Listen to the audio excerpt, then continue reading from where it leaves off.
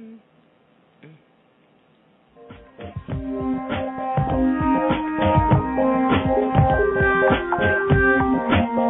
now back to Just Energy Radio with Dr. Rita Louise.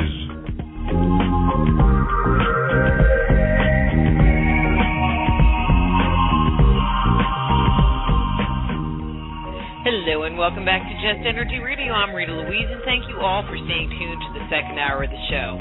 So, as promised a few months ago, I managed to get Philip Coppens back on the show, and we're going to be talking about his new book, The Alien Question. And so we're going to find out, alien or not, or the ancient alien question. But let me tell you a little bit about him and get him on the air. Philip Coppens is an author and investigative journalist ranging from the world of politics to ancient history and mystery. He co-hosts the Spirit Revolution Radio and is a frequent contributor to NEXUS magazine and Atlantis Rising. Since 1995, he has lectured extensively and has appeared in a number of television and DVD documentaries, including Ancient Aliens, the series. He is the author of The Stone Puzzle of Rosslyn Chapel, The Canopus Revelation, Land of the Gods, The New Pyramid Age, Servants of the Grail, 2012, Science or Fiction, and the Ancient Alien Question that we're going to talk about today. So please welcome to Just Energy Radio from PhilipCoppens.com, Philip. Hey, Philip. How are you doing? Hi, Rita. It's good to be back. You know, it just seems like yesterday that you were here. Time behaves strange. Hey, congratulations on the new book. Thank you very much. Let's start here. Some New Thought authors have an issue with the term alien. And actually, I'm going to be even a little bit more specific. I had Joseph Farrell on the show, and we were talking about his book, Grid of the Gods, and oh my God, he jumped down my throat because I said, alien. And he said, there are space brothers. And I'm like, and okay, and that wouldn't be alien? So why do people, even in the kind of alternative history area, have heartburn with alien, meaning non-terrestrial, non-mankind people that might have been here at one point in time? I don't know.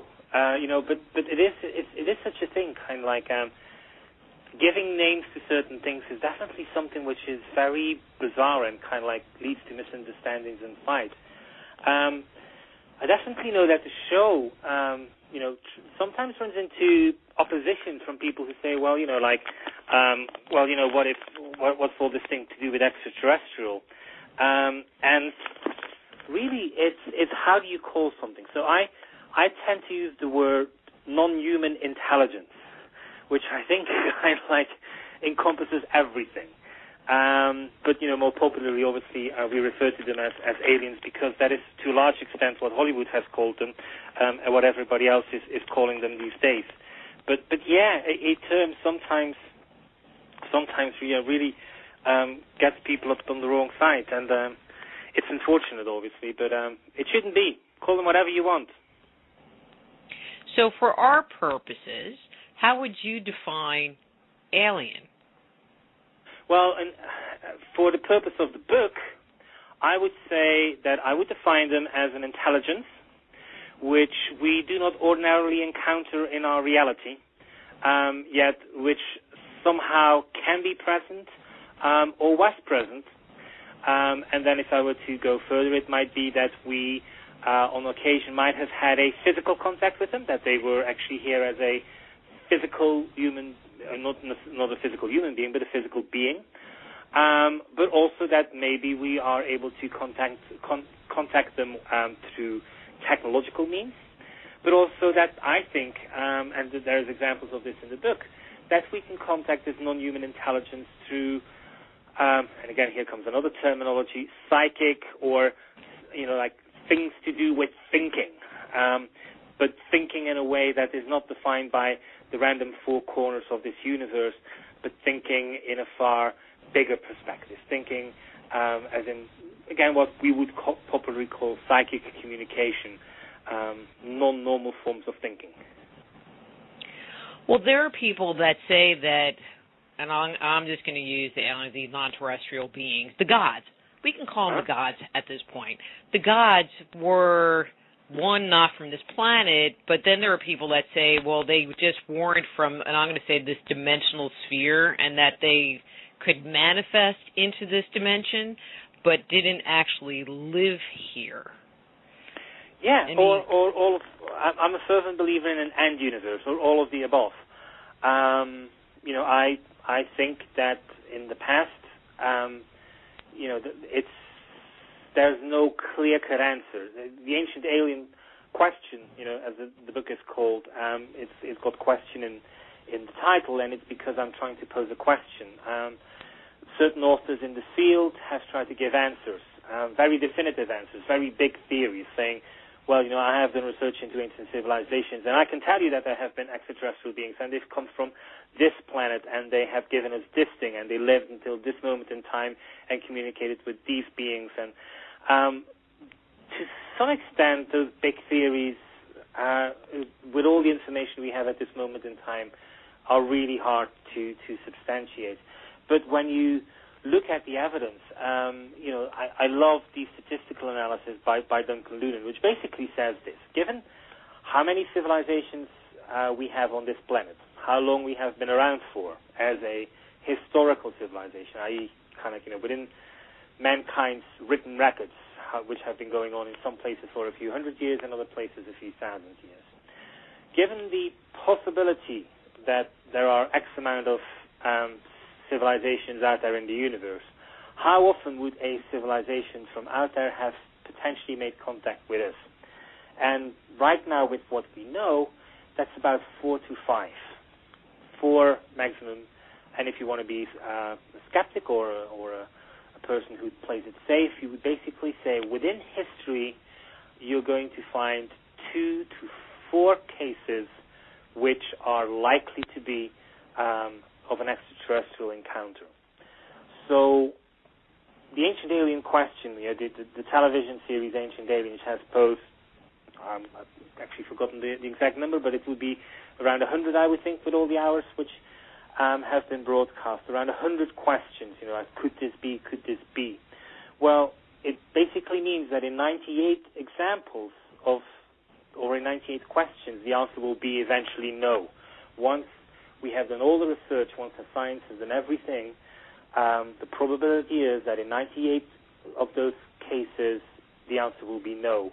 But out of the 2, it will be a potential yes, provided we zoomed in on the specific 100s, because obviously nobody says that the cases we were zooming on to right now are the ones which are going to deliver us the evidence. But that kind of shows you the problem, I think, as well. It's like, simply because there's an anomaly, simply because this, simply because that, doesn't mean it's got to do with non-human intelligences. The Antikythera device, which is a very bizarre kind of machine, and it's actually been called the grandfather of the computers, was found in 1900 off the coast of Greece by divers. And what it found was that it was a highly complex machine which was able to show the revolutions of the sun, various other planets of the solar system, which meant that the Greeks knew this and were also able to build a device like that, which obviously is far more remarkable than just knowing it. It's like applying this knowledge. Well, it's remarkable. It's why it's been called the grandfather of computers. But there is no extraterrestrial component to it. It just shows us that our ancestors were far more advanced than we give them credit to. And that is something which of itself is of tremendous interest, but doesn't really help us in answering the ancient alien question. So, whatever you turn, you will come across possibilities, but sometimes you just have to say, okay, this is beautiful, this is so enlightening, this tells us so much about our ancestors, but it doesn't help us in answering whether we were alone on this path of civilization or whether we got help. And to answer that question, I kind of always go into mythology, where you find that the ancient Egyptians, so many other cultures, the Hopi in Arizona, so many other, the Mayans, the Incas, they will always tell you that the path of civilization wasn't walked by us alone, but that we had help from non-human intelligences who helped us. walked this path, who gave us certain knowledge, quite often to do with astronomy, certain things of mathematics, certain things of other sciences, building sciences. And so all of this knowledge together is what is said the non-human intelligences, the gods, whatever you want to call them, gave us. And it was the late Carl Sagan who specifically zoomed in on one account, namely that of Oannes, which was this creature which came out of the Persian Gulf to the Babylonians and basically taught them all of the sciences which I listed before. And the interesting thing is, and why Sagan was so intrigued with this story, was that the Babylonians said that Oannes appeared. He was this creature which looked half human, half fish. He came by day, left at night, the following morning returned, picked up teaching the locals the lessons which he was educating them into. And after a while, Oannes didn't come back, but another being did. And that being knew perfectly well where Oannes had left off, and basically continued the education of the local people.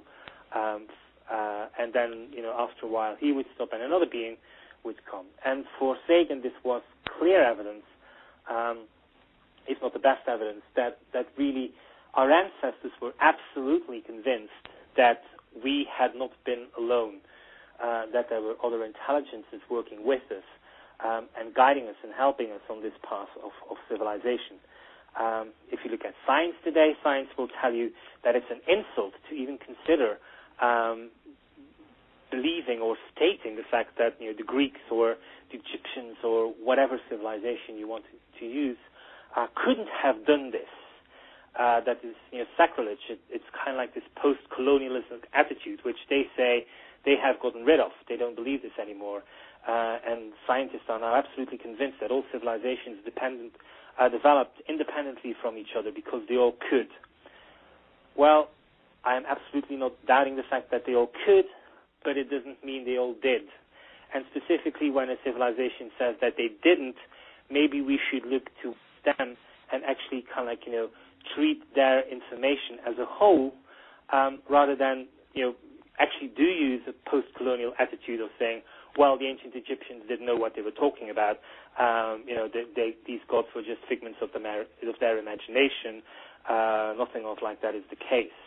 If you really want to pay respect to ancient civilizations and really want to treat them well, then you need to take what they say with the right attitude and specifically and respect what they have said, and that is this, that their path of civilization for most cultures on this planet was always said to be walked not just by mankind itself or alone, but by and with the help of non-human intelligences.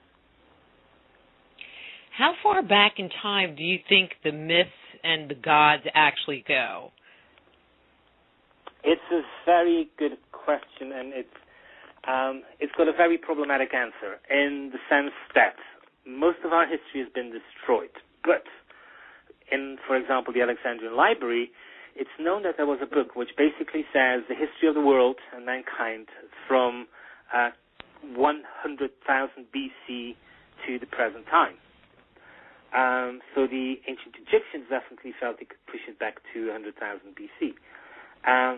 When they start looking at their kings, their pharaohs, they come up with various calendars. And we all know the dynasties of Egypt and how they stretch back to roughly 3,000, 4,000 BC. Well, the person who listed these dynasties was a guy called Manetho, and he was an Alexandrian priest. And he actually said that before there was a time of gods who ruled on earth, and then afterwards a time of basically heroes, and then the followers of Horus who ruled, and then eventually it was mankind itself who ruled here on planet Earth. If you calculate all of those time frames up together, Manetho in that list basically begins the story of the world, of mankind and civilization by the gods to about 27,000 BC. When we go to the Mayans, we all know the very famous example of how their age is going to end on December 21st, 2012. Well, this is the end date of a calendar round, and this calendar round began in 3112 BC, roughly 5,000 years long. They tell us that this is the fourth calendar round and that we are coming to the end of it. So when you realize that there are previous ages of 5,000 years, 3 times 5,000, you basically push that back to around 18,000 BC when they say their story began. We all know the story of Atlantis, which basically is said to have sunk in roughly 10,000 BC. So we're really pushing back the history books quite a bit. The problem is that as you push these things further back in time, the more you get into prehistory. But again, France, my wife and I, we spend an awful lot of time in France. And when you are in France, you really begin to realize the depth of this country, and northern Spain as well. I mean, obviously the border between Spain and France didn't exist in prehistoric times. But you have cave paintings there, which are beautiful, which are intricate, and which date back 20,000 years. We are kind of given the false impression, maybe, that these cave paintings were just done by people who barely knew how to make fire, but that's not the case. You know, these cave paintings were there. They were positioned in places which were hardly accessible, and they were basically their prehistoric cathedrals. What we also find is, for example, in southern France, that there are human skulls, like yours and mine, that basically are 350,000 years old, which basically shows that mankind has been in that area for 350,000 years. And they have created a museum called the Totevale Museum of Totevale Man, which is this skull which was 350,000 years old. And when it was first found, it was deemed to be so unique that the entire museum was built. But since, for 2 decades, or if not longer, archaeologists have been excavating the local grottos, the local cave structures, and have come up with far more and more and more and more of these skulls. And basically what they thought at one point was unique now turns out to be quite normal. But the interesting thing is also that if you find a skull in a cave which is 10,000, 15,000, 20,000 years old in that area, an archaeologist really doesn't give that much about that, value-wise for that anymore, because they have already concluded that in that area people were buried, and our ancestors really pushed our dead ancestors into nooks and crannies of these caves because they were deemed to be, like portals to another dimension. And so this human adventure, however little material, physical, archaeological evidence there is, it does suggest that we are definitely having a civilization which goes back tens of thousands of years.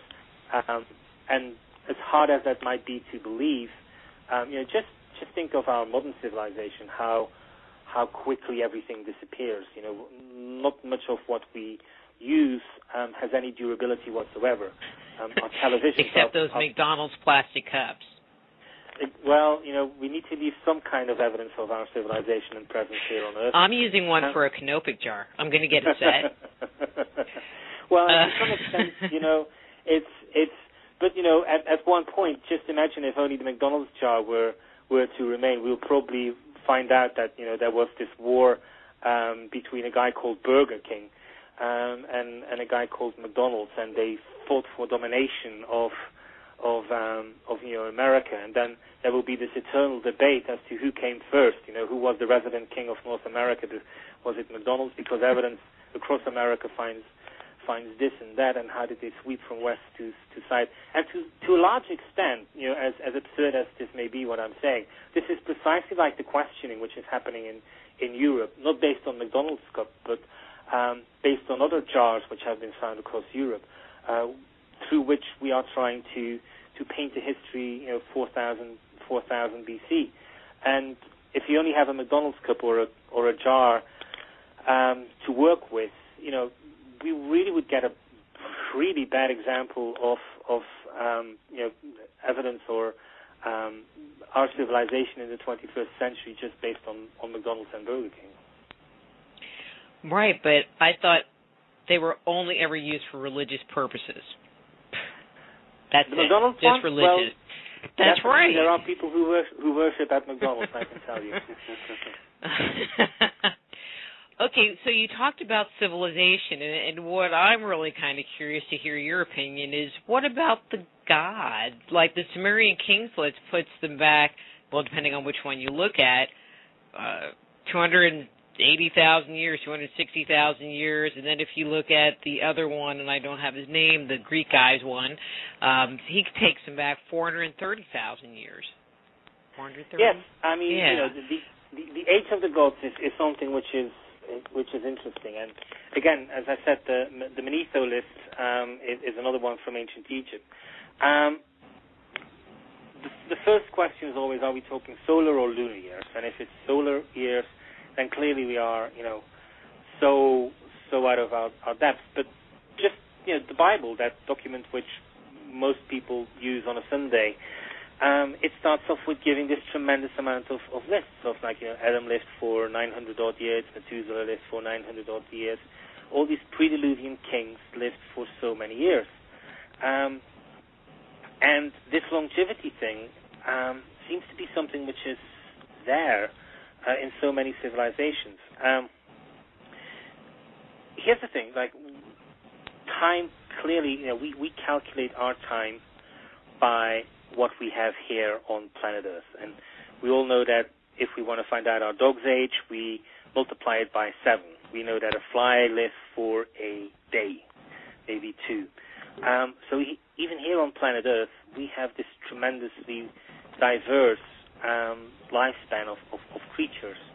And imagine if you're a fly and you have the intelligence to comprehend that we live for 70 years. That's, I can't even do the maths, but there are 365,000, days in the year times 70 is something like 21,000 probably times. We live 21,000 times as long as a fly. So when you then confront it with statements that the gods lived for hundreds of thousands of years, it's not that much of a stretch. It just means that even though we're all DNA-based life on Earth already here, and we find this extraordinary difference in duration of life, when you're confronted with the gods, it's not that extreme. It's not that bizarre. It looks weird to us, but really with a bit of logic, it's not that weird. Changing subject here, because I got a lot of questions. Does the concept of ancient aliens conflict with people's concept of God? I mean, you brought up the Bible, and I think some people get really conflicted between, well, how can they be gods? Because there's God in the Bible. Yeah, I mean, it's the most often asked question, and on the TV series, it's definitely one of these things whereby people like Giorgio Tsoukalos, he's very adamant. He says, there's no such thing as an angel, and therefore, an angel has to be, because it doesn't exist, they mistook this creature for an extraterrestrial being. Sorry, they mistook this extraterrestrial being for an angel because we know that there is no such thing as an angel. I am completely the opposite. I believe that there are very life and intelligence in the universe. Some of it is physical, some of it is non-physical. And I am very much a believer in what the ancient Egyptians said, which is basically this, that there were creatures, non-human intelligences, which they would call gods with a small g, present on planet Earth, who told them and taught them about spirituality. Spirituality was one of the sciences, if you want, which the ancient Egyptians learned. The story is always that the ancient Egyptians didn't have a word for religion. For them, there was no body of literature. There was no book, so to speak. There was nothing to believe in. For them, religion was something which was experienced, something which was touchable, something which was practiced. It wasn't something which a person like a priest told them. It was experienced. And that's something which, it's kind of like, it's a very long and complex story which is done in the book. But basically, my conclusion is that there are non-human intelligences who basically tell us, you are here for a reason. You have been born with a mission. You are a spirit inside a body. And when you start reading to some extent, that is the knowledge or the wisdom which these intelligences gave to us. So I would kind of summarize and say that the gods with a small g told mankind that there is a God with a big G, and that we can actually experience that, and that there are certain things to do with that God and experiencing that God, that we are divine ourselves, that we have come to earth with a certain mission in life, that we can experience the divine, that we can return to this, that there is more to life than simply life, that when we die, certain things happen.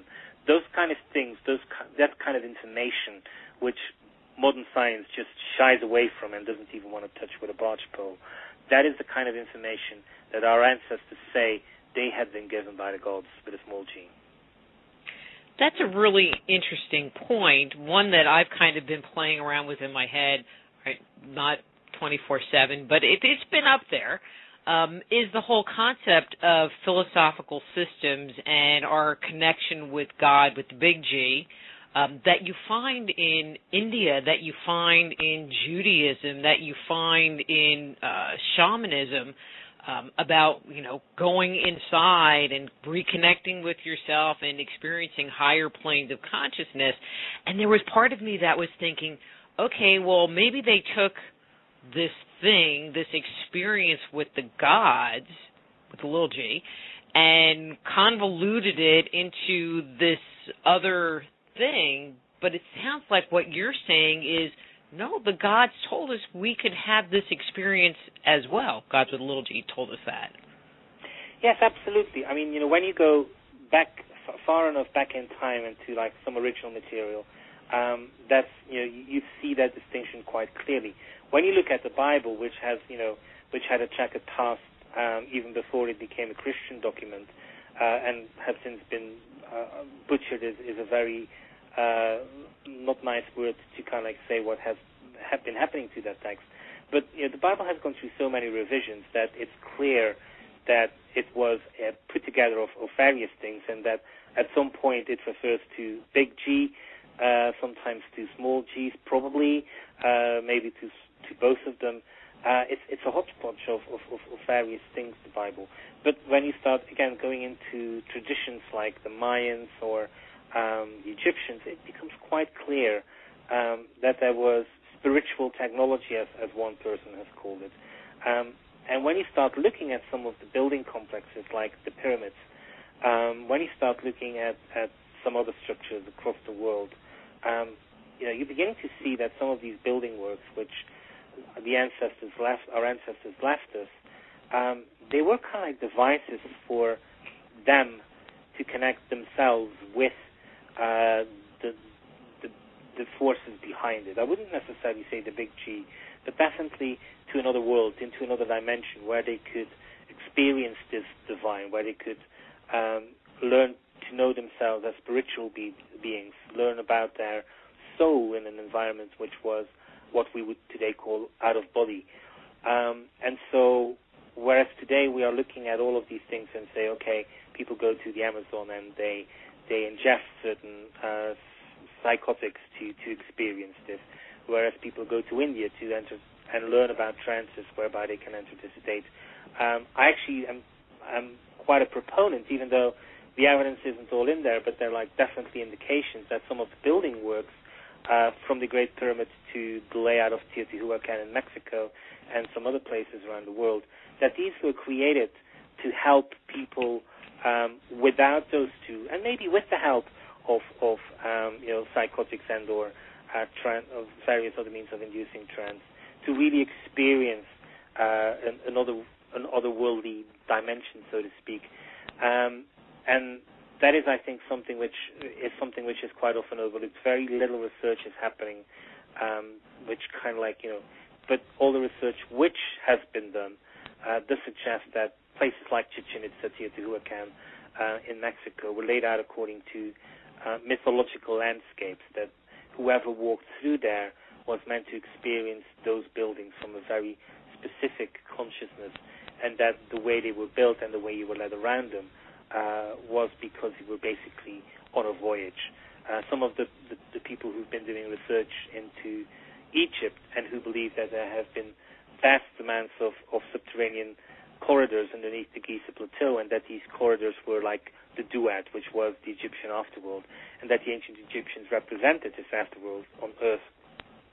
Once again, it's like, to me, further evidence that these building works were there as tools and techniques for people in normal consciousness mode, so to speak, to help them prepare and help them experience otherworldly realities whenever they happened, either at that moment in time, in dream state, after death, whenever it happened to them. And so I think that is another component of some of these gigantic building works which we see across the world, and the purpose as to why they were built. I find it interesting that after all of these years and the millions of books that have been written about the pyramids in particular, that no one even knows. I mean, other than the fact that I think it is starting to become generally accepted that it wasn't a burial tomb, sort of. Yes. But I just think it's interesting the amount of weird stuff that or differences of opinion of what they are or why they were built that I don't know if anyone is ever going to figure out.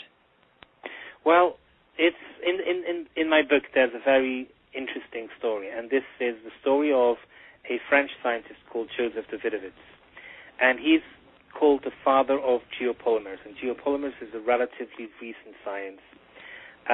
Basically, when you look outside, you will see rocks, and we all know how rocks have been formed. Some of them are rapidly, some have taken millennia, so to speak, to develop. What Davidovits found was a method. He said, okay, so we have a process, a natural process, which makes substance A into B. Can I recreate this process in a laboratory, and can I then get the same end result? And basically, the answer to his question was yes. And the end result is a geopolymer, which basically is the same as a rock, which you see outside, except that it has been created in a laboratory in a different way than natural rocks have been created. But again, the end result is hardly distinguishable from a natural rock. And so he had developed this science. He had been receiving numerous accolades. He is considered to be the father of this science, taught around the world at universities about it. And he went to Egypt, and he found that the Great Pyramid had all the signs of being, that the blocks of the Great Pyramid had all the signs of being blocks which had been created with geopolymers. And he basically said that, small stones had been hewn from the quarries, had been brought to the Great Pyramid, where they had been put into blocks, and then with certain chemical processes, the blocks had been created. And after a while, he proposed this theory to the Egyptologists, who basically laughed and said, "Oh, Mr. Davidovits is a dreamer. He's an idiot. He doesn't know what he's talking about." Well, he is the father of the sciences. When the history of the 20th century will be written, when it comes to science, his name will be in there as one of the prominent innovators of 20th century science. So he's not an idiot. So they cast him aside, and basically what he tried to do over the next few years was identify that these stones, he tried to get his hands on these stones, and he first of all researched them in his own laboratory and then sent them out as blind tests to various other laboratories and asked whether an analysis could be done on them. And in recent years, it's been shown that Davidovits is right, that these stones are geopolymers, that the stones from the Great Pyramid have not been hewn as most Egyptologists would have us believe, but that they are indeed created through a chemical process which the ancient Egyptians knew about, and which since has not been used anywhere on this planet Earth as far as we are aware until the 1970s, when the Davidovits basically rediscovered how to make these things. So we kind of are beginning to understand how the Great Pyramid was built.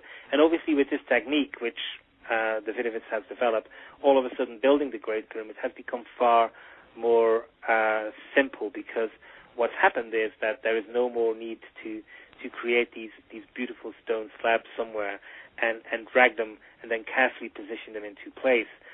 This chemical process basically meant that you could get chunks of rock in whatever shape and form you wanted to. You could drag them to the Great Pyramid. They could be broken en route. It didn't matter. And then you put them into this mold, applied the chemical process to it, and a day later to a few hours later, depending on weather conditions, you had your stone. As to purpose of the Great Pyramid, the tomb thing is obviously something, not a single pyramid has ever been found with a body inside. So Egyptologists will say, well, that's because they've all been robbed. Well, that's not the case. There have been tombs, including the Great Pyramid, whereby people went in there and they found that pretty much everything was intact. There is a pyramid and a tomb inside a pyramid, which basically was intact. Nobody had ever touched it. And in the 1950s, it was opened for the first time. And when the sarcophagus was opened, it was found that there was no mummy inside. Never has there been found in Egypt a body of a pharaoh lying inside a pyramid. The ancient records, like Herodotus, say that even Khufu, to whom the Great Pyramid was built, wasn't buried inside the Great Pyramid. Herodotus says that a priest told him when he was visiting Egypt that Khufu was buried in or near one of these satellite pyramids near the Great Pyramid. So we have this, once again, this weird standoff which drives me absolutely insane, which is that we have historical information which gives us information as to what the pyramids enveloped, that it wasn't the tomb of Khufu, but that science basically says, no, they were wrong. We know that they were tombs. And as you say, it's slowly beginning to change, but it's very slow. Even leading Egyptologists who will say that the pyramids might not be tombs are not excluding the possibility that they are tombs. So, archaeology and Egyptology are slow sciences, and unfortunately, I think it's going to take either big revolutions in science or a long time before we're going to see the paradigm that the pyramids were tombs is going to change. Okay, I want to go back to something you were talking about just a second ago about this chemical process for creating the stones. When I hear the words chemical process, I think of chemicals that have to be manufactured, and these processes that have to happen prior to the actual creation of the final product. I don't know if you know what kind of process these rocks had to go through, but does it seem as if the process is complicated? Well, in the book, I actually give the steps. Dr. Davidovich has his webpage. He has written several books about this himself. So in my book, I go and basically make the science accessible, if that makes sense. I kind of list it step by step, and it's still a bit too long to do it over the radio. But kind of like the highlights is basically that certain nitrates, certain chemicals were needed, which the Egyptians knew existed. Some of them were present in the Sinai Desert. Some of them were present in other parts of Egypt or near Egypt. And it is known that in the Pyramid Age, those specific places were mined or used by the Egyptians, and material was taken from there to ancient Egypt. And then, of course, the question is, what specifically was their use for, and why specifically were these mines only used during pyramids? And obviously the logical answer is that because those substances were used in the creation of these stones. Now, the chemical formula for making this isn't necessarily, how should I put this? It's not something which is high technological in the sense that you need an environment which is temperature controlled, and certain specific conditions. It's not like that. Remember, the only thing with what a geopolymer is basically recreating what Earth does on its own, what nature does on its own, but merely speeds it up. So it all involves natural processes, or natural ingredients rather, and then means of just accelerating it. And what Davidovich has shown is that definitely this process was within the capabilities of the ancient Egyptians. It's basically within the capabilities of you and I to begin doing it right now. The big question is, how come a guy in the 3rd or 4th century, millennium BC, how come he knew about this? How come he was such a genius that he knew all of these things, and that nobody else knew about it until Davidovich found out about it in the 1970s? And again, we might just say that Imhotep is this great genius, that he was just so intelligent. He was whatever genius of your preference is, he was like that. And you would be absolutely legitimate in drawing that conclusion. Were it not for the fact that in ancient Egyptian times and Imhotep himself, it was said that this information was given by the gods, and that Imhotep in his life communicated with the gods, and that basically he got this information from the gods. And that is something which you find in the Great Pyramid.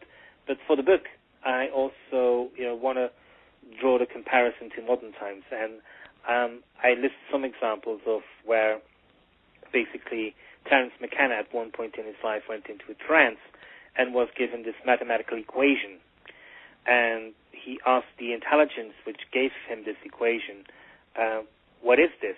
And the intelligence basically said it's the time. Well, guess what? When he came out of his trance, he wrote down the equation. He experimented with it for 20 to 30 years.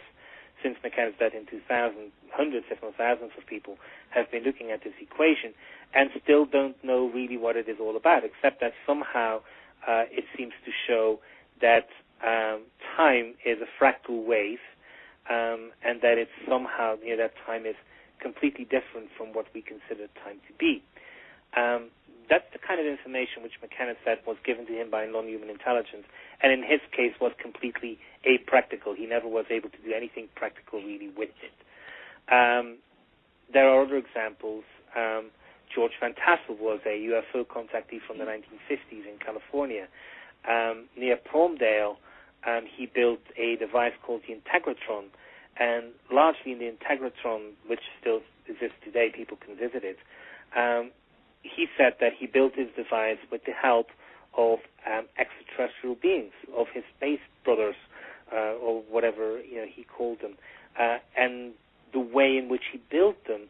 Again, I wouldn't actually say at all is against the laws of how you build things, but it does show that his thinking of how he built it is not how a normal everyday person would build a structure like that. He was clearly influenced by something in his thinking of how to build this device, which clearly was non-ordinary, and which he said was given to him by non-human intelligences. So Imhotep isn't alone. There are examples of recent history from pretty much modern Americans showing that that there is a non-human intelligence there, and whether we want it or not, they can give us information, some of it which is practical, and specifically the Van Tassel case shows that Imhotep wasn't the only person to get some kind of information which resulted in the building of pyramids, but that in the 20th century people were given information from non-human intelligences, resulting in bizarre structures. And on the other side of America, you obviously have Coral Castle with Adleetskillen, which was another example of a very enigmatic building and structure, which shows that there is far more to between heaven and earth being built than modern houses and various other things. Certain things on this planet have always been built according to logic which is non-human. Do you think there's a connection between the beings that our ancestors encountered and the UFO activity today? There's definitely a trend. There's definitely correspondences. In the book, I list an example of a very famous case of Betty Andreasen Luca, who had her story written down as the Watchers. And she calls these little gray aliens Watchers because she says this is the way they refer to themselves as that. When she asks, "Who are you?" they use that term. It's her researcher, Raymond Fowler, who, with this information and other information, basically starts doing a comparison.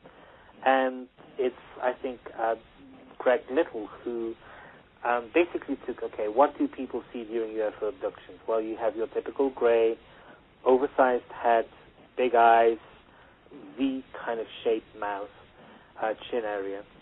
And when you see that as a typical description, you actually find that there are ancient Jewish accounts which speak of such creatures as guarding the gates of heaven and hell.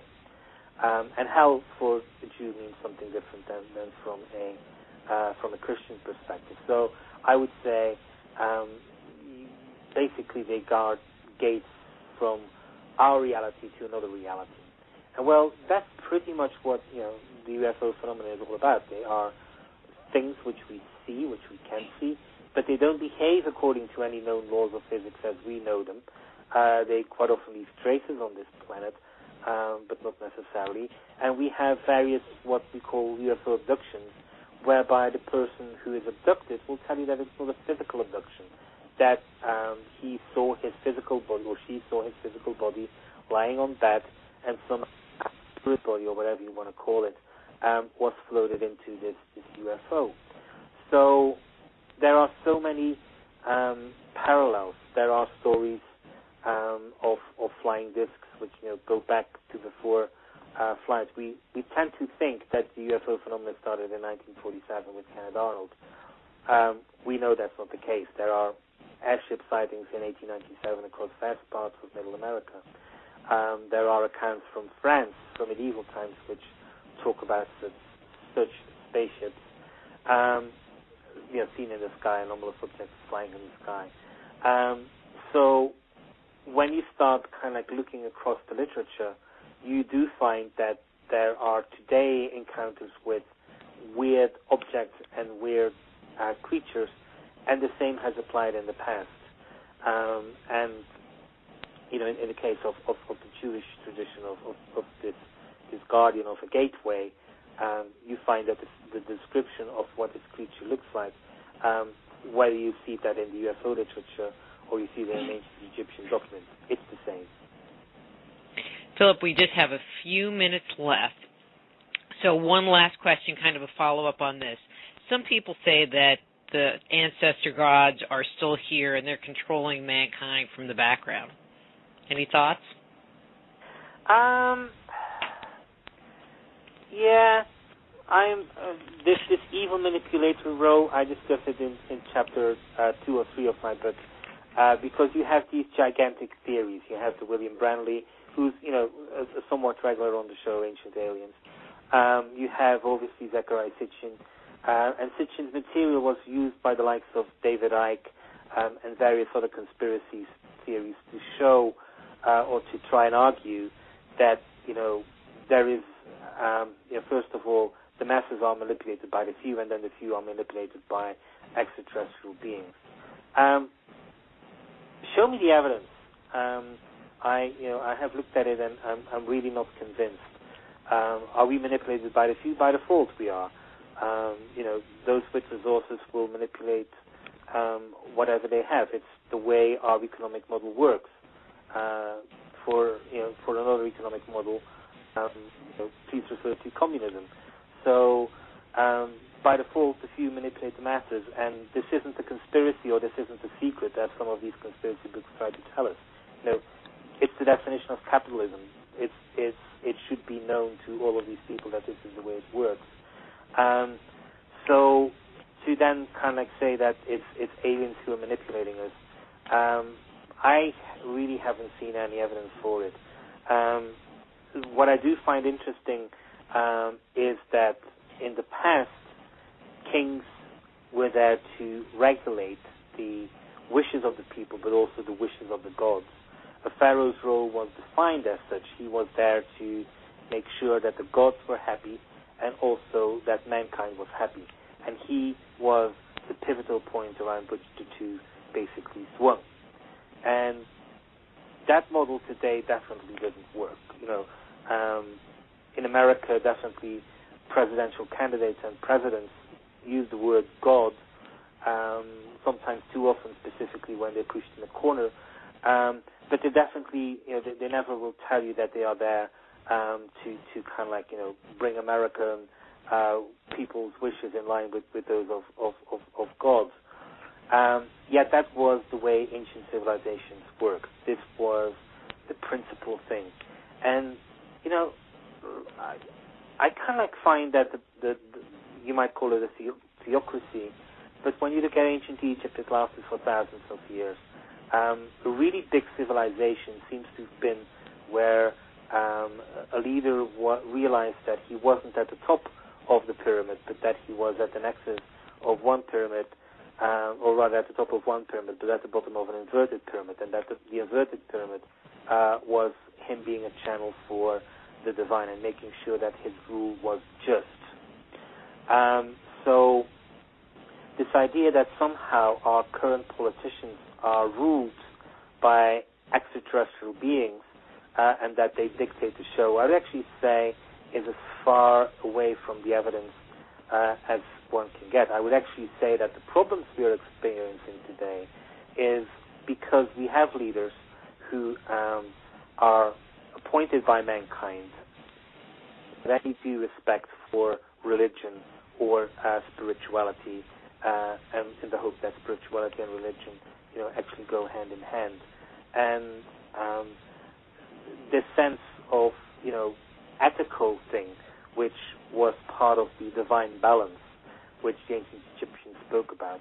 Well, there are no ethics anymore in politics, nor do we really feel the need to instill people with ethics.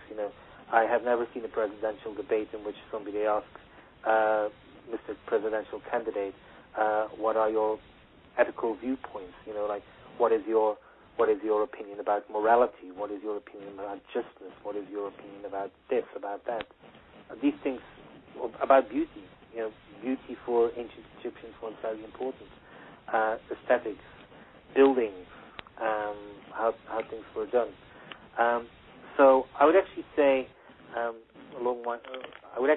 that today the evidence is in that probably our leaders should be more in contact with non-human intelligences, rather than that they are run by non-human intelligences. I think it should happen rather than the current state of affairs, which I think is basically that you have a bunch of people who basically try to do what they think is best, but they don't really know what is best. I'm not even going to touch that one. And our time is up anyway, so I don't have to. Philip, thank you. The book, The Ancient Alien Question, I'll assume every bookstore around the country it's available? Absolutely. You can get it on Amazon, Barnes & Noble website. Basically anywhere you expect to find the book, you should be able to find this book as well. Great. Well, I can't wait for some time to pass so I can have you back on again. It was a pleasure being on the show again. All right. That was Philip Coppens. His webpage is philipcoppens.com. The book, Ancient Alien Question. Great book. Gotta buy it. Till next week, I'm Dr. Rita Louise. Be blessed.